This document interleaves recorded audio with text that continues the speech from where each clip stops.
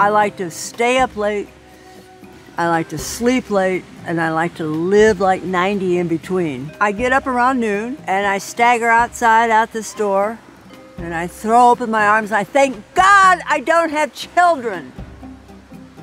Then I go back in, stagger into my office, and start reading a stack of ASCII gene letters. Women have facials in the morning, they have their hair done. Not me. I like getting up at noon. My personal life is fascinating. I started writing at about the age of 6½, fed with a daily diet of Ann Landers and Dear Abby. I wanted to be Ann and Abby. Here, hang on. I have something that explains the ASCII gene column in a perfect thing. Here I come through. I could not answer the questions coming into the ASCII gene column if I was in New York City. You can't think in New York if you're dating 16 people, which I would be doing if I were in New York. You go to the woods to find out who you are, and then you find out who you are, and you're even happier than when you came. It's wonderful. And I used to be a writer at Saturday Night Live, so this whole situation struck me as one of the funniest things.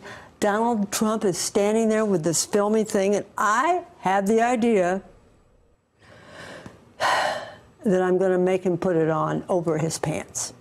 That was my idea. As you go toward the changing rooms. As we start to move towards it, and he said, you know, after you. So we walked. Here's the other odd thing. The dressing room doors, I only remembered one door, was unlocked and open, which is very unusual for Bergdorf's. There was nobody there, and the door was open. Bergdorf's usually keeps their dressing room doors locked. So he goes like this. I walked in. He shut the door behind us and threw me up against the wall and kissed me.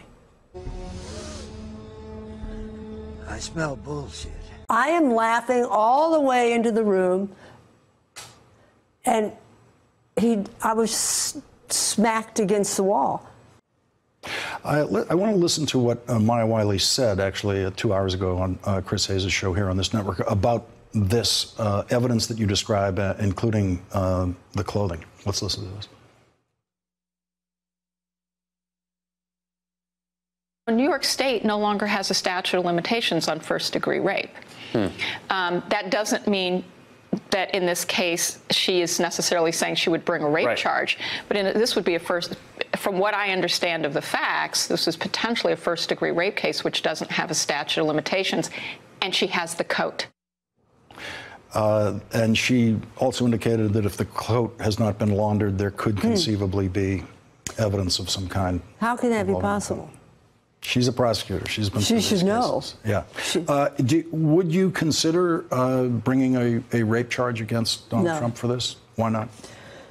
I would find it disrespectful to the women who are down on the border, who are being raped around the clock down there without any protection. They're young women.